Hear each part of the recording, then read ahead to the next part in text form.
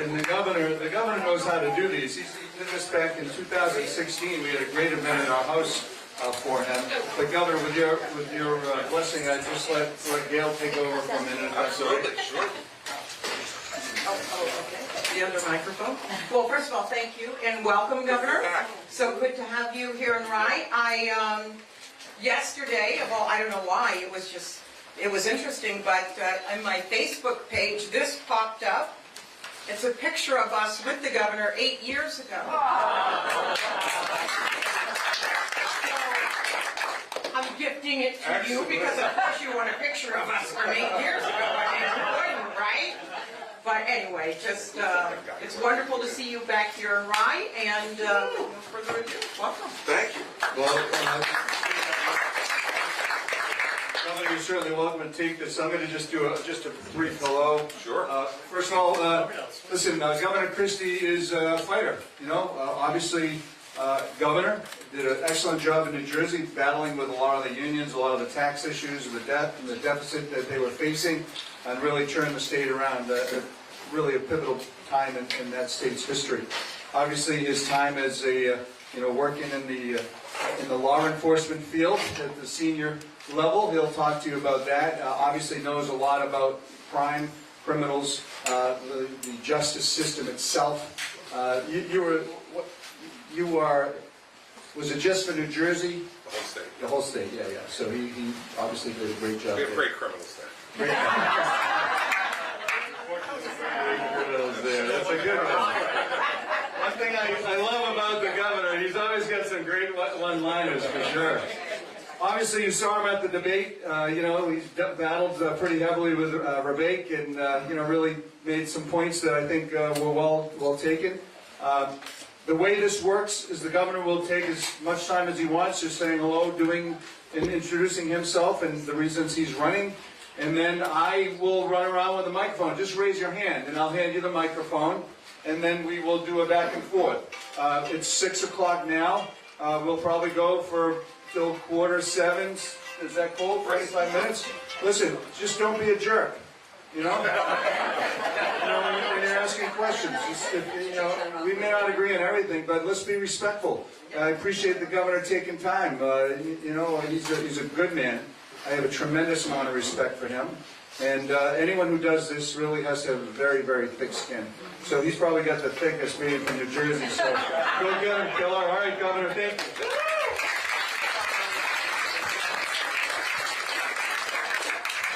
Well, first I want to thank Scott and Gail.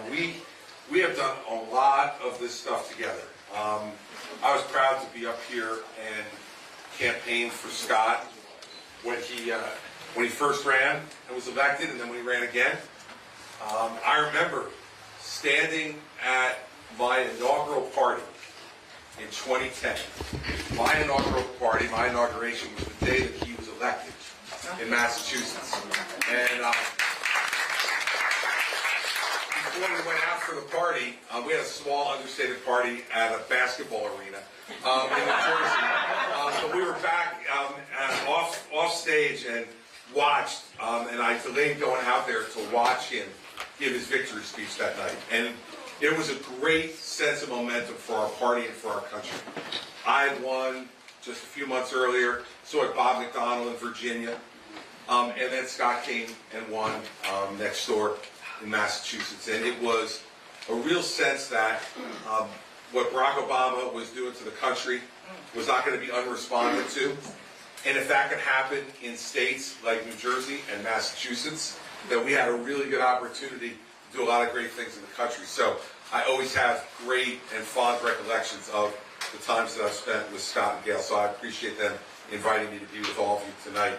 I'm going to spend a lot of time giving you a speech. I'd rather do questions because I think it gets to what you want to talk to. But I'll say three things real quickly. First is I want to talk about the debate from a couple weeks ago. We have another one coming up on the 27th at the Reagan Library in Sydney Valley. I'm looking forward to it. I think there were a lot of interesting things talked about that night, but I think there is one lasting thing from that debate. It would be when asked whether you would support a convicted felon for President of the United States. 6 people raised their hands that night. Now, there may be folks here who agree or disagree with that. But I made my position very clear that night, and I want to make it clear to you again. We should have a higher bar for President of the United States of America.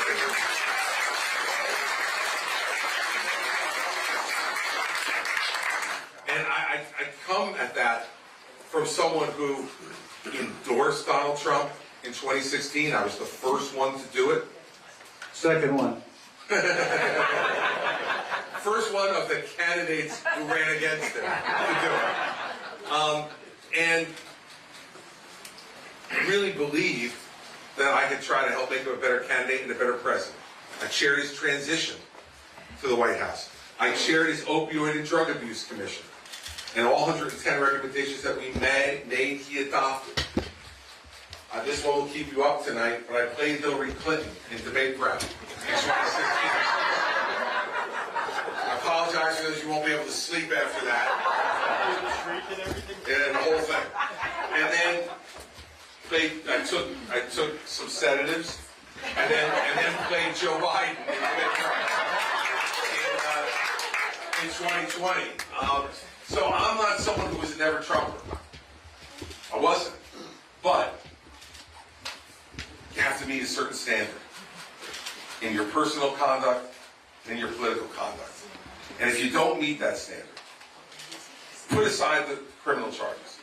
You can agree with them or disagree with them. And there's some I agree with of the charges that were brought against them and some I disagree with. But the conduct is unacceptable, in my view, for a president. I wanted to make that clear at the debate. I got some interesting reaction from the basketball arena I was in that night. But it's okay. If you're afraid to be booed, then you have no business sitting behind the desk in the Oval Office, because it's going to be a lot tougher there to get some boos in a basketball arena. Second, Scott brought up law and order. I think that it's one of the most important issues in this race, in every way. I look at the crime that's happening in our major cities across this country, and it sickens me. And there is no reason for it to be happening.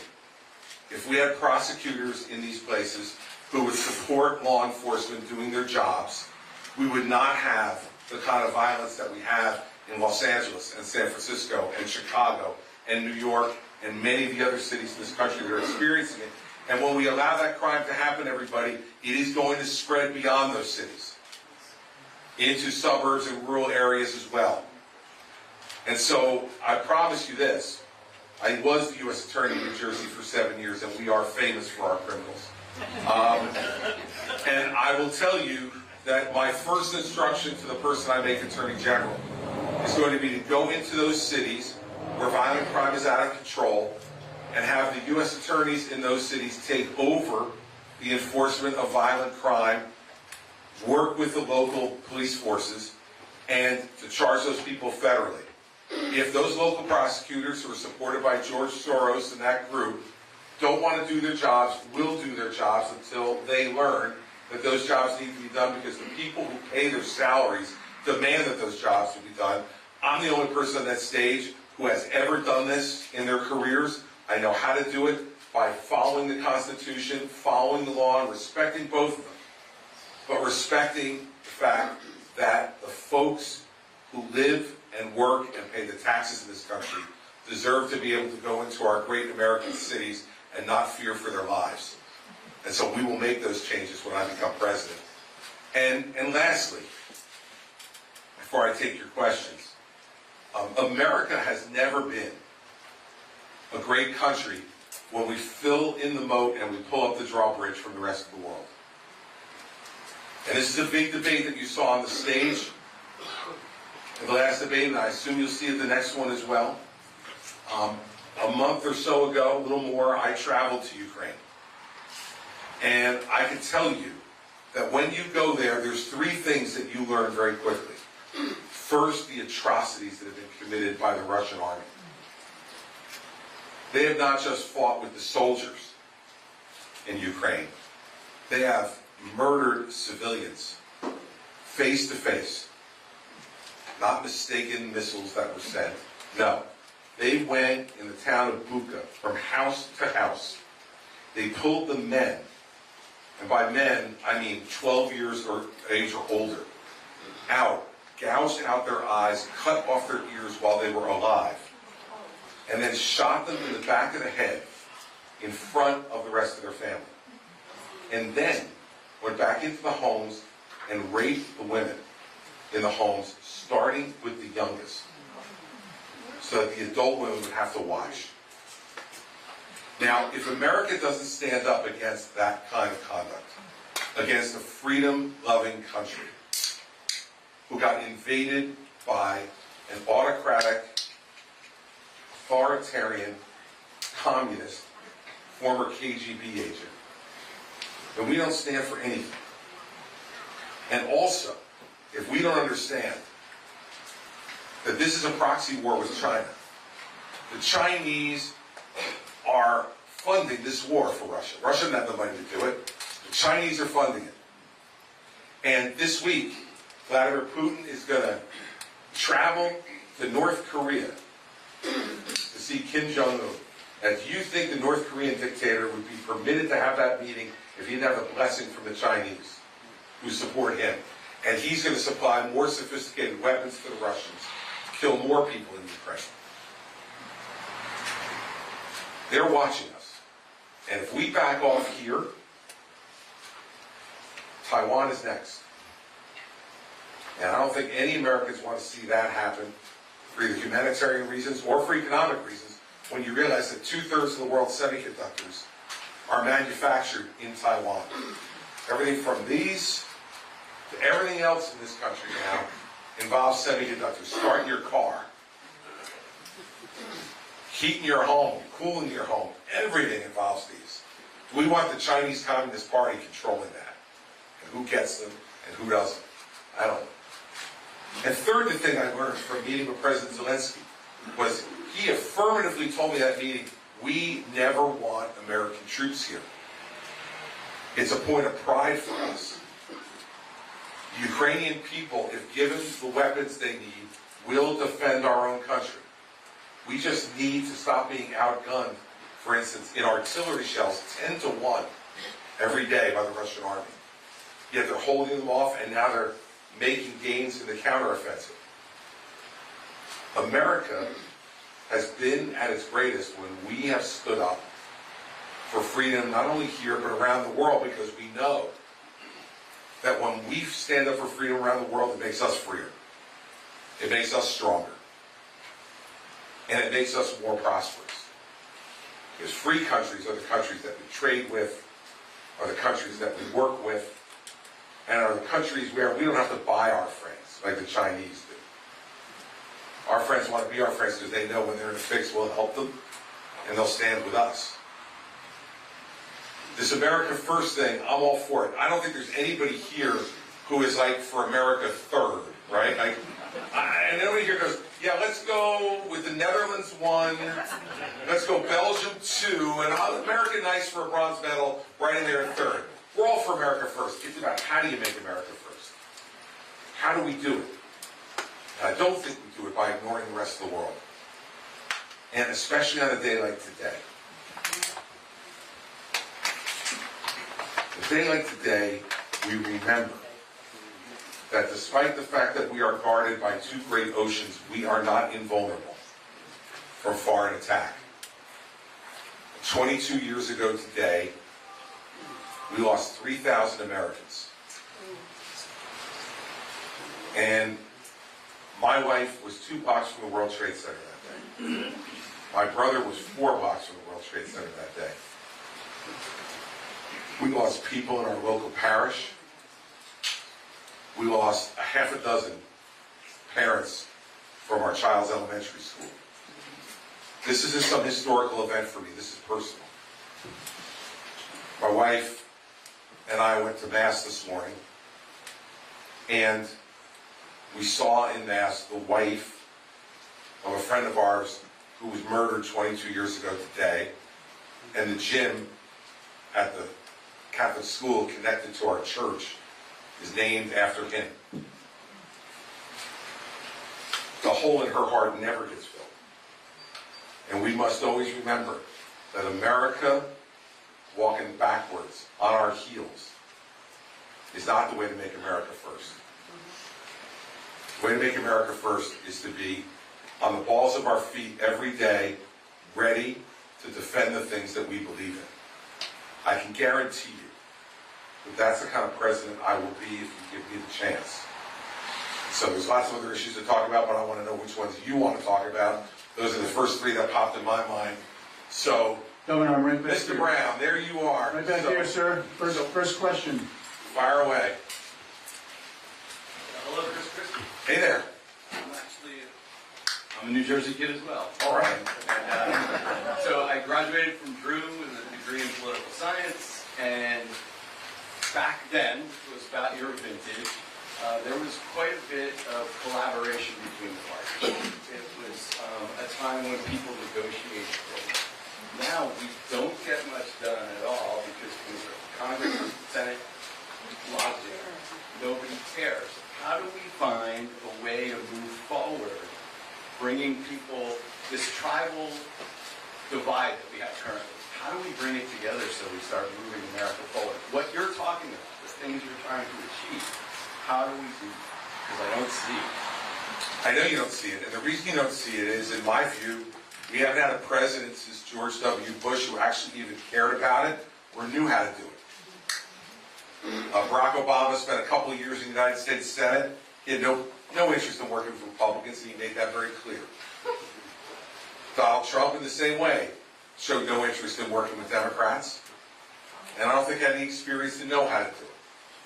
And I just don't think Joe Biden's even able anymore to do it, even if he wanted to. But he's a partisan as well. Look, I said this at the debate a couple weeks ago. When you look at that stage, there is only one person who actually has defeated a Democratic incumbent for office. And that's me. And by the way, only 3 Democratic governors have been beaten for re-election in the last 30 years. And I beat one of them, John Corzine in New Jersey. But when I did that, I now was a conservative Republican governor of one of the bluest states in this country, with a Democratic legislature, with 10-plus vote majorities in both houses. And so I had to figure it out. Because if I was just going to hold my breath and be tribal, as you put it, we wouldn't have gotten anything done for 8 years. Instead, in 8 years, we took an $11 billion deficit on a $29 billion budget, and we balanced it without any tax increases. We cut taxes in New Jersey. We passed pension and health benefit reform that saved $120 billion. We brought in criminal justice reform that for the first time allowed judges in New Jersey to put violent criminals in jail before their trial, rather than have to give them bail. All those things, and there are more, were done with a Democratic legislature. Democratic majorities every day of my 8 years. Every day, every week, every month. Mary Pat and I spent more time with people not only we didn't agree with, but many of which we didn't even like, for 8 years.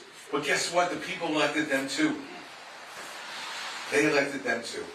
It's my job as governor to spend the time that was necessary to do it. The most important relationship I had during the time I was governor was with the Senate president. Now think about this. It's a guy named Steve Sweeney, who was president of the Iron Workers Union. Another shy and retiring fella to work with, right? And Steve and I made a deal with each other right at the beginning. That we would always tell each other the truth, and that we would work to put touchdowns in the end zone, not just to make headlines. Now, there were plenty of times we argued and fought, and plenty of times when he would call me at 11 or 11:30 at night, and when that phone would ring, and Mary Pat and I would be in bed, she's like, "Don't answer it." And I'd look and I'd say, "It's Steve, I have to answer it." My point is, it takes time. You have to invest time in these relationships. And when you do, I found that what happened most of the time was one of the political axioms that I believe in the most, which is it's a lot harder to hate up close. You get to know these folks, you get to know their families, you get to know what they care about, why they ran, why they stay in office, what they want to accomplish, and they learn that about you, Doesn't mean you're going to get a yes every time. But it's a lot harder to hate up close. And so we'll fight when I'm president. I'll fight about things that I feel very strongly about. But I will fight in order to try to get something done. I'll use the bully pulpit to try to move opinion more towards me. I'll try to make sure I do everything I can to get as close to what I want as possible. But then if I see something that will make the country better, even if it's not exactly what I wanted, you got to know how to make a deal too. And we haven't had that in Washington, D.C. in a long time, and that's what I'll bring. Governor, I'm still over here. Here you go.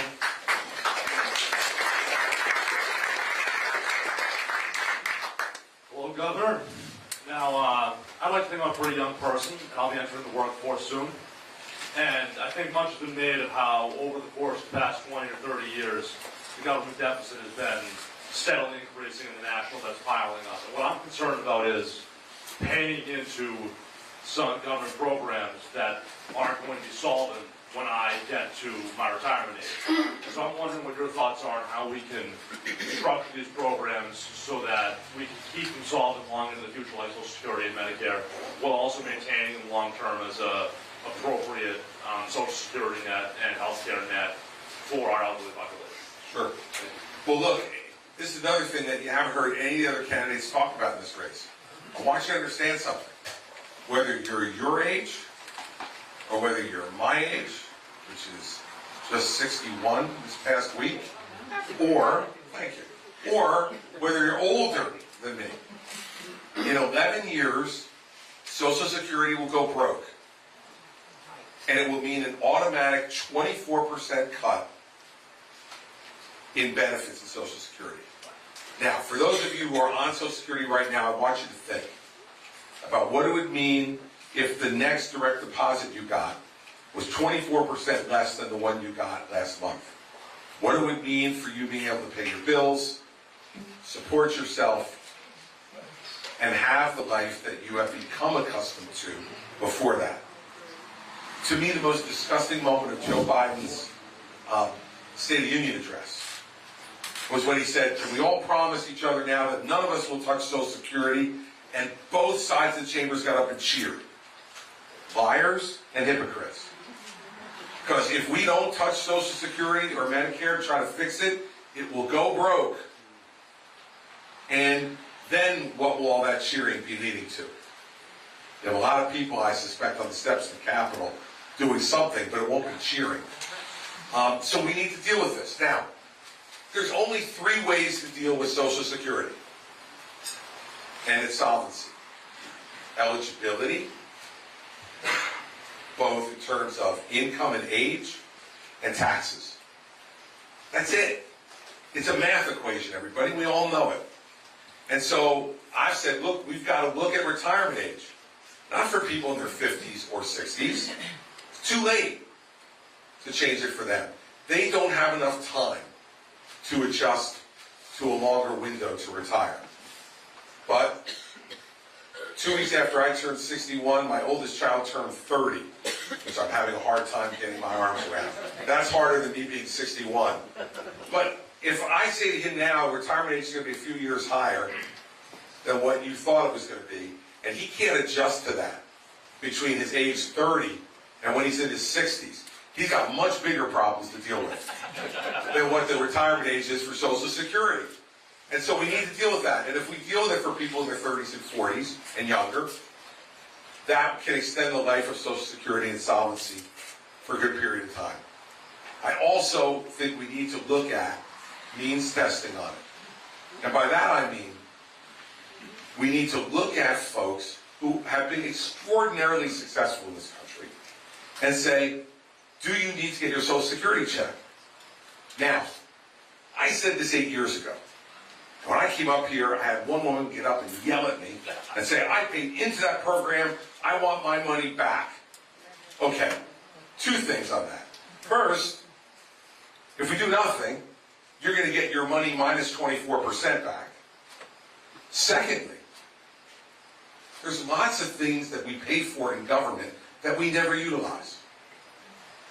Fortunately for me and my family, we have never been on food stamps. So I paid a lot of money into the federal food stamp program, but never gotten any benefit from it directly. The benefit I get from it is that I know that a lot of people who would otherwise go to bed hungry in this country don't. There's lots of other government programs that we all pay for that we don't get some direct benefit out of. And so, from a Social Security perspective, the argument then is, at what level? Well, that's fine, let's talk about that. But at least let's have the conversation. Because if we don't have the conversation, we know where we're headed. It's the same thing on Medicare, except the cut Medicare is in 10 years, not 11. It's 25%, not 24, but it's the same thing. I'm not in favor of raising taxes, because I think we pay more than enough in taxes already. And by the way, if you take some cap off of the Social Security tax and raise it to another level, the people who are going to get hurt the most are the people who are in the middle class in this country. And so, the fact is that taking that cap off of it, I don't think is smart economically, and I don't think that is what we want to do. So we got to have this conversation, and we should have it. And nobody else on the stage is willing to have it because they're afraid. But you know what? I'm a Republican from New Jersey. There's a lot for me to be afraid of. I'm not afraid to have that conversation. We should all have it as intelligent adults in this country. Governor, I'm right here. All right, thanks. First, thanks, Scott, for having these events. It's like my third one. Very cool. And thanks, Governor Christie, for being here. Welcome. My name is Mike. I grew up in Claremont, New Hampshire. And some people in here might remember Bill Clinton came there in the 90s and shook hands with Newt Gingrich. And they promised to do bipartisan campaign finance reform. And here it is, 30 years later, and it seems to get worse every year, right? Every election is more expensive, there's dark money, there's foreign money. You mentioned George Soros. We don't have the power to put any kind of regulations or limits, right? So I'm wondering, would you support a constitutional amendment, U.S. constitutional amendment, not that dictates any kind of solution, but that just simply gave freedom to Congress and the states, respectively, to be able to do campaign finance reform in the way that they best see fit for their citizens? No. And let me tell you why. I don't trust the government to regulate our free speech in almost any way. And I think we've seen a lot of this recently with what's gone on social media and in other places, where the government's gotten involved and who gets the post and who doesn't get the post. Here's the truth about money in politics. It will always be there. No matter what. McCain-Feingold came after that handshake with Clinton and Gingrich, came during the Bush administration. This was supposed to be the thing that was going to fix everything and clean everything up. And I say this as a recovering lawyer. All right? Lawyers will always look at a law and figure out how to get around it. It's what we got paid for. Right? So, here's what I think we should do. I think we should take all limits off of it, all the laws out of it, and make 24-hour disclosure. Every time you get a check from anybody in any amount, you must disclose it publicly on the web within 24 hours. See, because what we're getting at with money is, the question is, who influences us? Who is influencing us? That's why dark money, which was created by McCain-Feingold. Now you've got all kinds of dark money groups out there who don't have to disclose who's given the money, who spend money on behalf of candidates or causes, and you don't even know where it's coming from. You don't know who donated it, so you don't know who is influencing them. But let me guarantee you something. The people who are the beneficiaries of the money, they know. They know.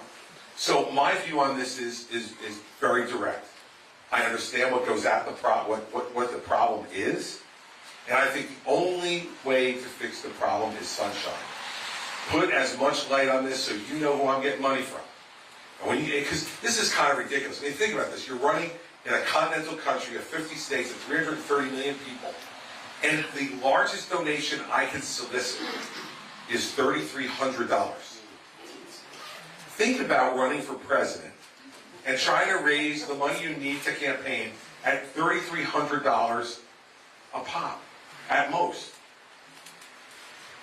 It's a waste of time. And it doesn't make the situation any better. Let's have anybody donate whatever the heck they want to donate, but they got to give it right to the candidate, not to other groups. right here, and any money that gets donated gets disclosed to you in 24 hours. So you can go on the website and see who Christie's getting money from.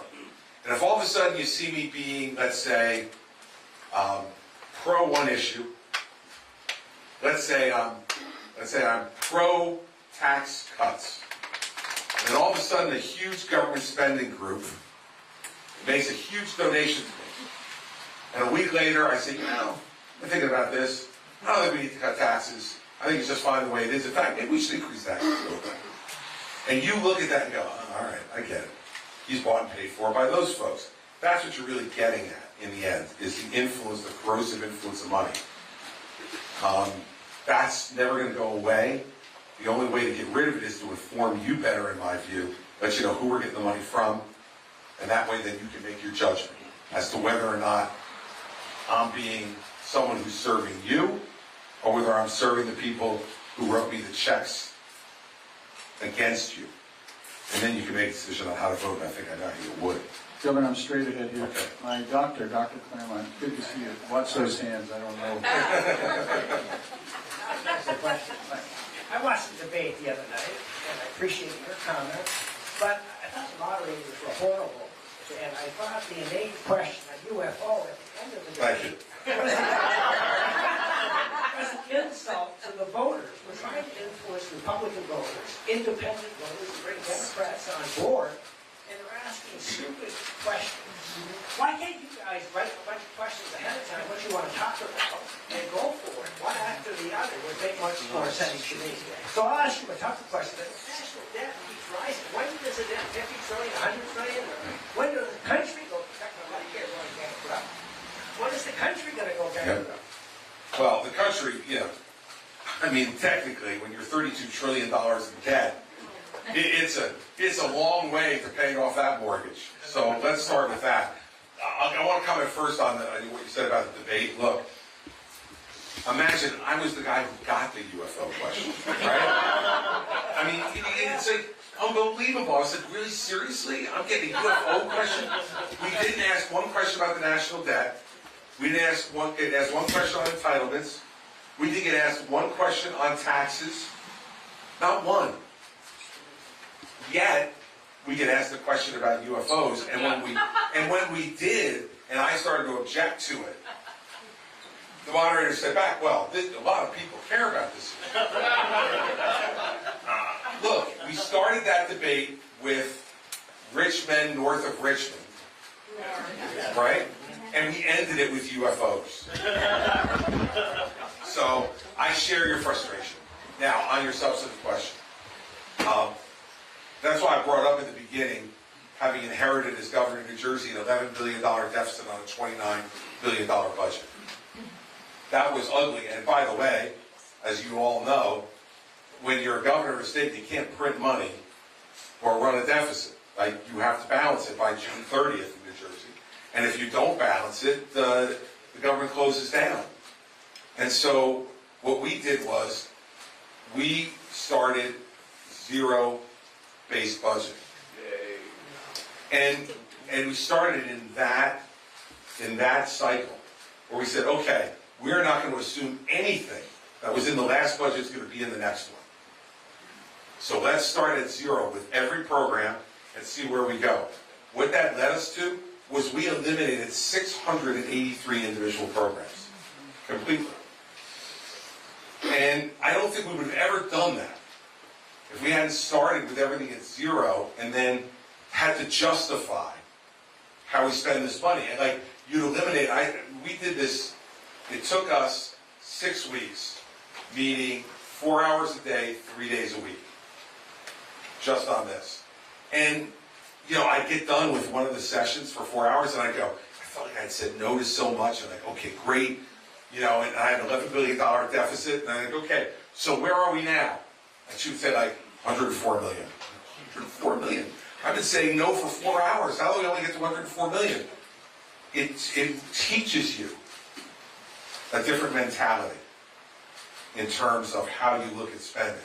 So I'm going to bring that same mentality to federal spending. I'm going to look at this stuff and say, we're going to propose a budget that starts to bring the deficit and the debt down. And let me guarantee you, it will be unpopular. Because none of those programs got there because nobody wanted them. Every one of those programs has an advocate, an interest group, a lobbyist, or both. And some of them have extraordinarily great stories as to why they got created and what they try to do for some people in this country. But we better start saying no. Because if we don't, we're going to become a second-rate country. At some point, people are going to stop buying our debt. And let me just tell you this, a good chunk of that debt is being refinanced in the next 5 years. And if interest rates stay about where they are now, or even a little bit lower, even if they get down to about 5%, the cost of our debt, just servicing our debt every year, will be $1 trillion. That's just paying interest on the debt. It is unsustainable. And so we need to do this. But when I do it, I'm telling you, because I went through this in New Jersey, my popularity went from the high 50s to the high 30s when I did this. And I said to my staff at the time, like, look, either this is going to work or it's not. And if not, you all should get your resumes like brushed up because we're going to be out of here. But we needed to do it. We had no choice. And the federal government, you technically have a choice. In the state, we didn't. So we had to do what we had to do. It was either that or raise taxes. New Jersey is one of the highest tax states in the country already. So we weren't going to do that. And so I'm going to bring the same approach to the federal government. And if you start with zero-based budgeting, then everything's on the table. By definition, everything's on the table. And so then we'll see where we go. And it'll be a negotiation with Congress, and it'll be a fight, and I'll be called every name in the book. But I used to say this when I was governor. People would say when I made those budget changes, they'd say, Governor, you're governing like a one-termer. You keep doing this stuff. You're never going to get reelected. And I said, I don't really care. And they said, well, of course you care. You're a politician. You care. I said, no, look, I really don't. Because I already get the portrait. Right? You get elected once, they paint a portrait of you. And they hang it in the State House. So years from now, God willing, my grandkids can go to the State House and go, the old man wasn't always senile. Look at him. He actually did something one time. Think about it. When you talk about re-election, all you're arguing over is the brass plaque. The little brass plaque that goes underneath the portrait. And whether it says 4 years or 8 years. I'm not selling my soul for 4 more years on a little brass plaque. And president, man, your portrait hangs in the White House. Who the hell cares then? Right? So you gotta have that attitude. And guess what? Having that attitude, you know what happened in a blue state, one of the bluest states in this country? We got reelected 4 years later. First time I got 48% of the vote in a 3-way race. And won by 4.5 points. 4 years later, we got 61% of the vote. We won by 22 points. We won 58% of the women's vote against the female candidate, 51% of the Hispanic vote, and as a Republican, 28% of the African American vote. That's what you do and what happens when you tell people the truth, even when they initially don't like it. They see that truth is much more important in this business than anything else. Governor, wait here. Yes. Well, you have one African vote here. All right. I'm just going to change it up a little bit. Years ago, I was driving back from Newburgh, New York, and I get a phone call from my friend saying that the kids got shot at an elementary school. I pulled on my driveway in Portsmouth, and I just cried because I mentor kids around here. I think we've gotten so desensitized to these mass shootings. An HBCU just got shot up. And I haven't heard one candidate talk about gun control. The guy in Las Vegas, he was yawning because he had so many rounds. He just sat there and just wrapped it off at that country concert. And it doesn't seem like anything's getting done. To me, it doesn't seem like anybody wants to address it. It's like the elephant in the room. Fortunately, my kids are 40. I'm 60. I got a later start than you. Yeah, I'm sorry. But it just really bothers me that this country, just is so desensitized. It bothers me that I am. That I turn on the channel and see an HBCU to get shot up, and it's like, boom, and turn another channel, because nothing ever gets done. It seems like the needle didn't move from Newtown to moving today. And why do we need somebody like me? If you just have 6 rounds in a clip, I can tackle you. If you got 100 rounds in a clip, you're not getting nowhere near them. So what are your ideas about finally moving the needle forward to stop these mass shootings and keeping it on the forefront of everybody's conversation, and that we don't get desensitized and more people don't get shot up? Look, I think we need to be honest about what the conflict is, right? We have a Second Amendment that says that every citizen in this country has the right to bear arms. And we have a law enforcement community and others who are out there every day having to confront what that means for everyday folks in this country. And you just mentioned a number of them, and we can all sit here and go through the list of the shootings that we've seen. The question is, how do you do this in a way that makes sense where people will actually enforce the laws? I happen to think that we have enough laws on the books right now to be able to deal with this if we enforce them. The problem is we don't effectively enforce them, one. And we see this from everything from the Hunter Biden matter in a more public way to what I'm talking about off the top with prosecutors across this country being unwilling to prosecute violent criminals. And what that message it sends out there is that it's not that it's okay, but that you're going to get away with it. Secondly, we have to deal with mental health in this country. And what you see from most of these mass shootings, not every one of them, the last shooting we saw at the University of North Carolina was a vendetta shooting by someone, didn't turn out to be someone who did a mass shooting, did a one-off. But the fact is, most of the time you see people who have significant mental illness. And a lot of times, there would have been no gun law that would have prevented it. You know, one of the young men who shot up one of the schools, his mother had legally purchased a gun. He stole it from his home, went there, and committed those murders. So I don't want us to fall back into the sense that there is any one particular law or approach that's going to be able to solve this problem. But on the mental health side of things, we have to remove the stigma from people getting mental health treatment. But you know what the problem is? Because it seems like everybody's paralyzed to move. We have enough conversation, but we don't have enough action. And it's like you got enough chiefs and not enough Indians to try to get You're right. And look, the reason people are paralyzed, in my view, from doing anything is because the politics have gotten so toxic around it, right? So if you're on one side of this or the other, people don't just say we disagree. They say you're an awful person, right? So if you're for even more gun control, people say you have no respect for the Constitution. You have no respect for the Second Amendment. If on the other side, you're for absolutely no gun laws at all, then people say, or no new gun laws, people say you're callous, awful person who doesn't care about the death of these people that happen across the country.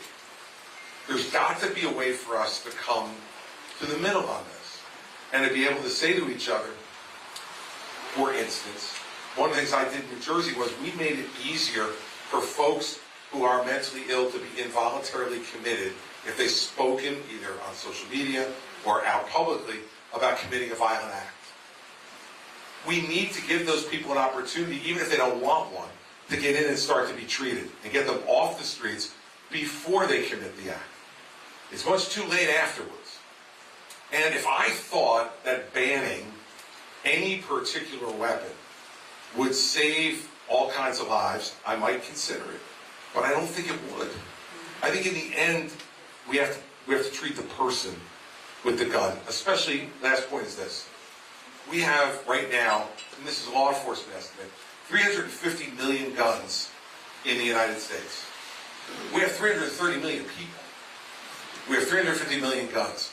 So even if tomorrow, and I don't favor this, but even if tomorrow we decided to ban any sale of any new guns of any kind, we're still dealing with 350 million of them out there in circulation. And some of the worst people obviously don't follow the laws at all and buy them however they're going to buy them.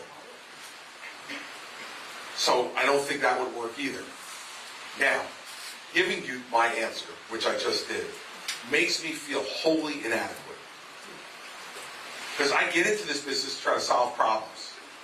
And I'd love to have like a 4-point plan for you to solve this problem. I don't. And the reason I don't is because I don't think there is one that's easy. I think it's going to take time, and I think we have to focus on what is driving people to commit these acts. And if we do that, we're honest with each other, and we destigmatize people. You know, nobody gets a stigma for going to get treated for diabetes, or getting treated for cancer, or getting treated for heart disease, even though there are personal choices and actions that contribute to all those diseases. But when someone has a mental health issue, we don't talk about this. And there's a stigma to it, and we know it. We don't talk about folks in our families who may have mental health issues, right? I got to go to somebody else, but we can talk afterwards. But I think it's important for us to be honest with each other. I'm to your left, right behind this pole right here. Oh, okay, gotcha. There's some water right there. Thank you. I'll open up for you once you take a sip or something. And we're going to go for about another 15 minutes. I have beer, and then Gail has a question for you. God help us.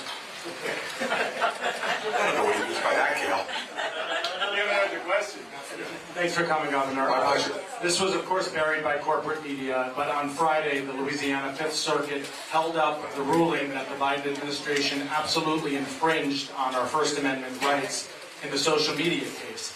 And in that 74-page ruling, they said it was the worst assault on the First Amendment by the government in American history. All we hear from the left is us crazy Republicans are a threat to democracy. And clearly, this is a threat to democracy. These are our constitutional rights. We're tired of being them trampled. What do you do now to hold them accountable? Because I think this playbook's going to happen in a year and a half again. And then if you're president, what do you do to get the government out of our face? Oh. Look, that's what I was talking about before, right? When we were talking about the issue of free speech in the campaign finance area, which is once you start to get into that area of saying what people can say and what they can't, it's a very, very dangerous area. And people will rationalize doing things like what the Biden administration did. Their rationalization, of course, was, oh, they were trying to protect people, right? And I think it's just dead wrong. And it wasn't really what their motivation was, in my view. Their motivation was to suppress speech that they didn't want to see because they thought it was contrary to their political interests. And essentially, that's what the ruling said. Now, what we need to do about it, first off, and this goes back to rule of law and law and order. And that's why I give the answer I gave to your question as well. We don't have inferior constitutional rights. Every one of those rights in the Bill of Rights were well thought out, most of them first by our founders, and then by subsequent political leaders in this country who thought they were important enough to make them constitutional.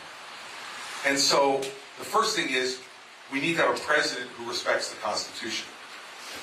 And right now, it's obvious from what Joe Biden and his administration was involved in, he does not. But we got to be honest too. When Donald Trump said it would be okay to suspend the Constitution if he thought that the election had been stolen from him, no. It is never okay. The oath that I hope to take in January of 2025 makes me swear to God that I will preserve, protect, and defend the Constitution, not suspend. And so both sides have done things, differing degrees of gravity. But when you violate our Constitution, and you're a leader who violates our Constitution, I don't think there's any graver crime you can commit than to do that. So the first thing is you need a president at the top who's going to say, look, some days the Constitution is going to cut in my political favor and sometimes it's going to cut against me. That's the way it goes. It's my job to figure out how to do the very best I can while operating with respect and inside that Constitution. Secondly, we got to stop appointing attorneys general who are the wingman for the president. Okay? This started with Obama. He appointed Eric Holder. And he let all kinds of stuff go on in this country. that shouldn't have, and then Loretta Lynch after that. Jeff Sessions was a lousy attorney general, right? And now this character, Merrick Garland, is not, covering himself in glory in any way, right? Because they're hired to be the president's lawyer. Guess what? The attorney general is not the president's lawyer. The attorney general is the lawyer for the United States of America and its people. And his or her job, first and foremost, is to defend that Constitution and enforce law and order. So the second thing I would do is appoint an attorney general, and I would say this to them. Go off and do your job, and if it respects any crime, don't come back and talk to me. Follow the law and follow the Constitution without fear, favor, or bias of any kind. If you do that, if it cuts against me one day, that's my problem, not your problem. Fourth, we need as a country to once again understand what free speech really means. It means we have to listen to people that we horribly disagree with. We're so divided in this country now, and we only watch the news that we agree with. We don't want to go to cocktail parties or dinner parties where someone supports the other side. We get up and leave. Never used to be that way. That's a lack of respect for free speech. I love these town hall meetings. I really loved them when I did them in New Jersey. I did over 150 of them, during the time I was governor. And there were a lot of times where people really gave it to me. Sometimes I thought unfairly. But you know what? That's free speech. We need to go back to recognizing that you really want to be a First Amendment protector? You protect the speech of the person whose opinion absolutely sickens you, that you think is awful for the country. But I'm going to defend that man or woman's right to say it, because I don't want, when the government's not in my control, to have something they don't like and they prevent me from saying it. And this is the big government. It's bigger than liberal or conservative. It's big government versus limited government. I want the government out of my business. I don't want them telling me what to do, right?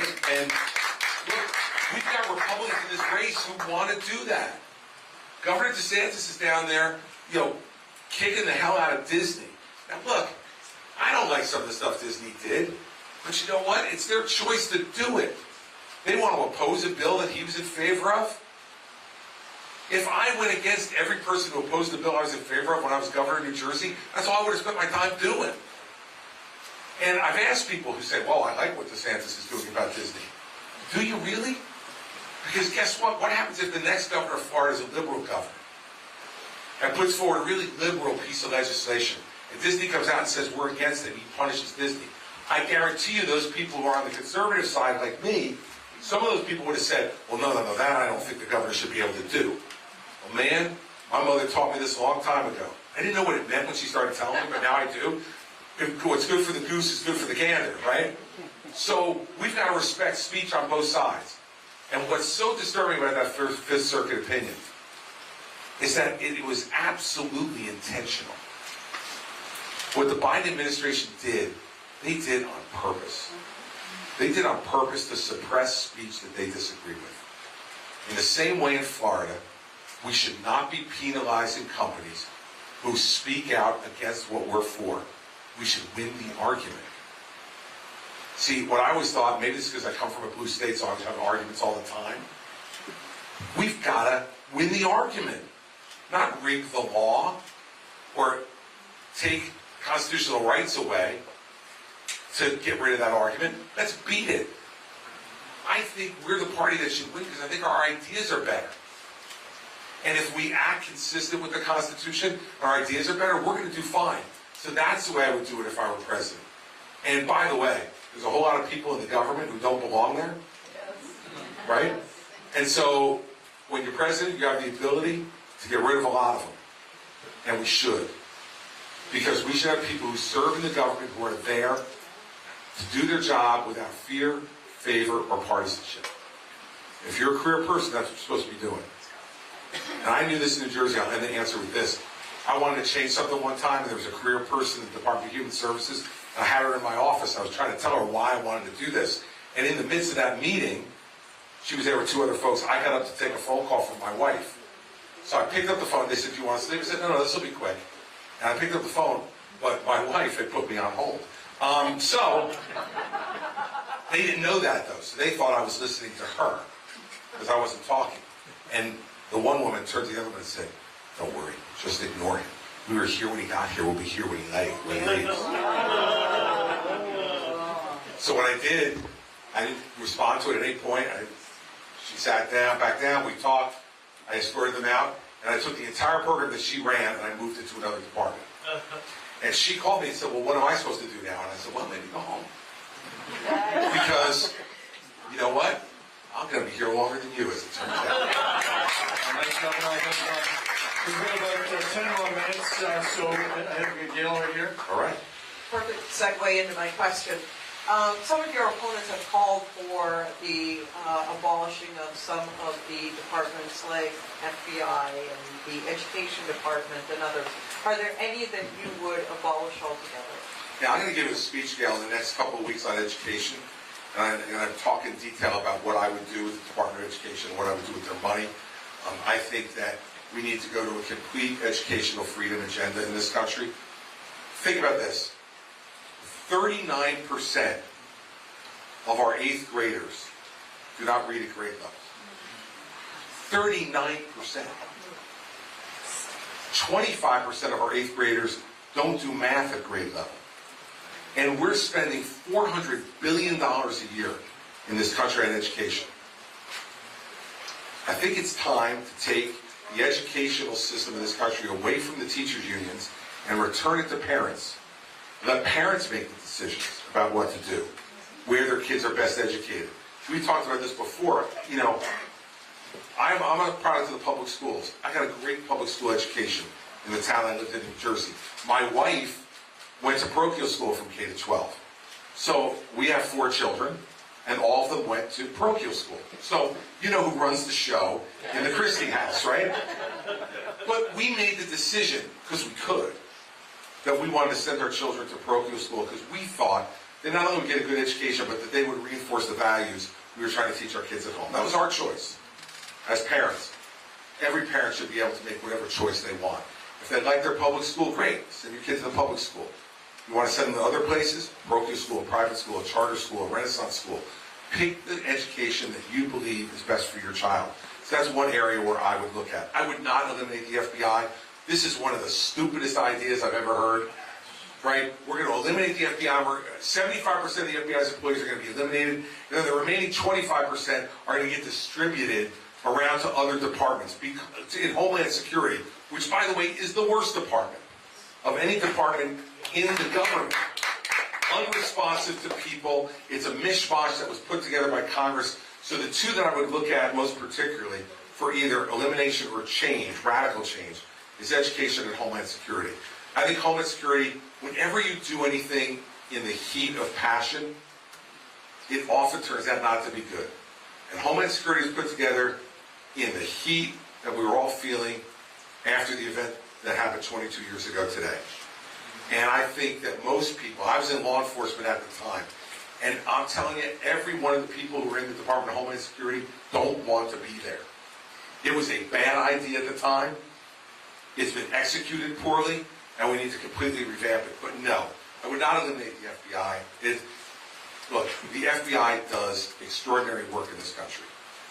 And there's a lot of politics around it now because of the prosecutions and the investigations that have gone on. But in the end, every day, if I told you 22 years ago tonight that there would not be another foreign terrorist attack on this soil for 22 years, no one would have believed me. But it is the work of the men and women at the FBI and our intelligence agencies and our law enforcement agencies in the states that have made that a reality. You don't throw that out for a soundbite at a debate to make yourself sound like you're really smart and aggressive when you're really shallow and only 38 years old. I'm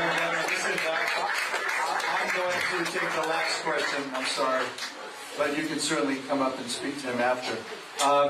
So, how do you bring it home? I mean, you know, everybody, the former president has a commanding lead. The polls, I know polls are polls, and sometimes they're good and sometimes they're not. But I mean, how do you bring it home? That was a question that you answered. I thought it was quite relevant, so I stole it. So there you go. Right here. Look, this is it. All right? New Hampshire's going to decide whether we're going to have the rule of law respected in this country or not. New Hampshire's going to decide whether law and order applies to everyone or just some people. New Hampshire's going to decide whether we're going to have another 4 years of Joe Biden or we're not. Okay? New Hampshire's going to decide. And I have complete confidence in the people of this state that when you have the opportunity to really think about these issues, you'll think about them the right way. I think that if Donald Trump's our nominee, he will lose. He lost to Joe Biden before. By the way, the only person to ever lose to Joe Biden outside the state of Delaware. Now, I can understand why you would be embarrassed and upset about that, but it doesn't mean the election was stolen. And so, we can't have that happen. We just can't.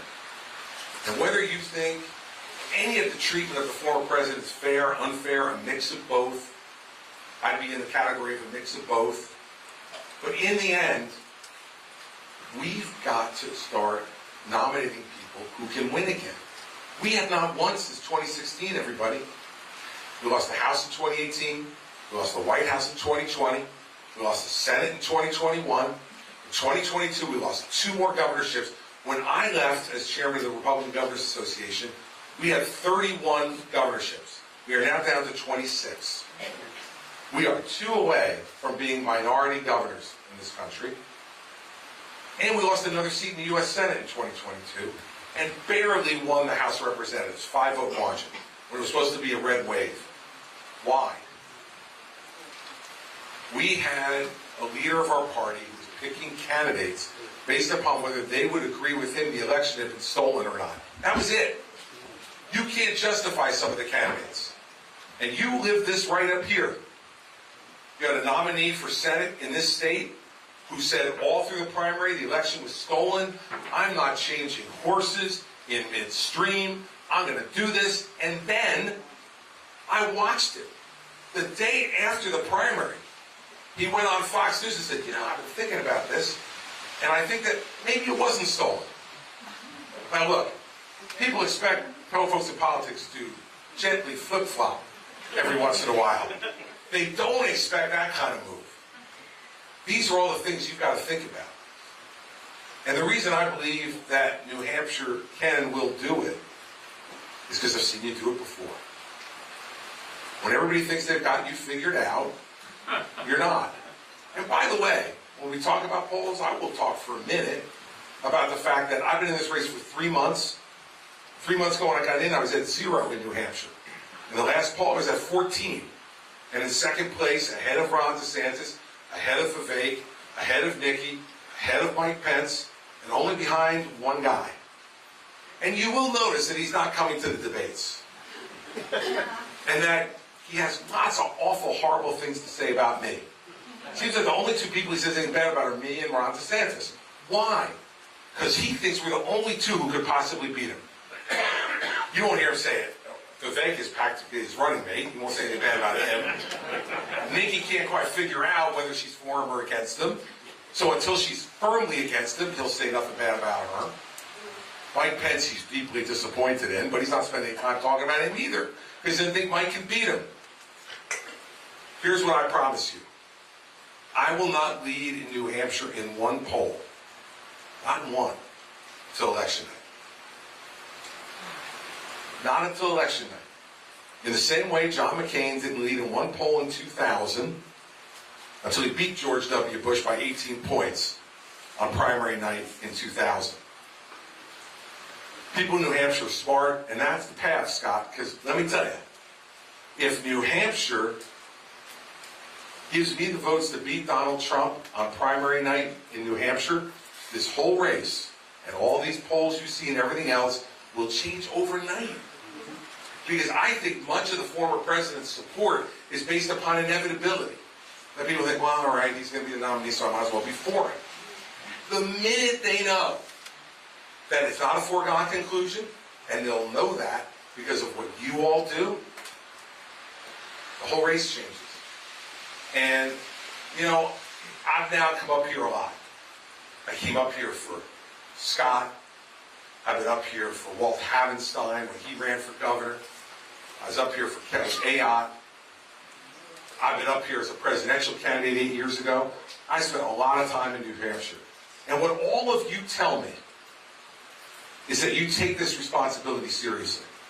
And by your presence here tonight, you're proving that. You take this responsibility seriously. You have never had, in my opinion, a greater responsibility than the one you have this time. Because you're going to determine, you are going to determine the future path of our party and the future path of our country. I got into this because no one was willing to take it directly to Donald Trump. That's what I felt as I was watching it develop. And it got confirmed for me and you on that debate stage 3 weeks ago.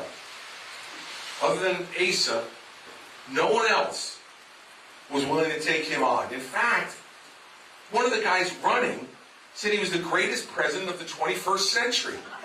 So my question is, what the hell are you running for? If he's the greatest president of the 21st century and you're worth hundreds of millions of dollars, put all your money behind it and get him reelected. What the hell are you running for? So I want to make it really clear why. Because I don't want Joe Biden for another 4 years. And worse yet, I don't want Kamala Harris for any number of years. Right? And that's what we're facing. So I'm going to be here. I'm going to be fighting. You're never going to have to wonder what I think. You know, when you're willing to get booed by an arena of 10,000 people, anything else that can happen doesn't really much matter. You're going to hear the same things out of me. That's why I didn't raise my hand, and I will never raise my hand to say it's okay to have a convicted felon as the President of the United States. And so let's establish that here on primary night in New Hampshire. And if you do that, I'm telling you, I will win the nomination, and I will beat Joe Biden. I have no doubt in my mind about that. Yes, I think Joe Biden's going to run. I think he's going to continue to run until he can't run anymore. So the only proviso I would give to that is if, you know, and I'm not wishing this on anybody, but if he had some really serious health problem that prevented him from doing it, I think that's the only thing that prevents him. I think he'd say, then you get Kamala Harris. Congratulations. So remember something. These days are precious days for you to come with Scott and Gail to these events. And I want you to go to all of them. I want you to listen to everybody. I want you to take all these people who have offered themselves as candidates seriously. They deserve to be treated seriously. It's not easy to run for president.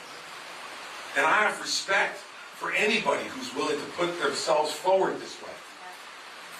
I just, in the end, want you to listen. And I believe if you listen and you're guided by what you believe is best for your family, best for your state, and best for our country, that I'll earn your vote. And when we do that, I promise you that I'm going to restore faith and trust and decency to the presidency. And it's been a while, in my view, since we've had it. And it's time we get it back, no matter whether you're red or blue. What matters is that this country continues to stand for what it's always stood for. So I want to thank Scott and Gail. Thank you. Let's give it up for them.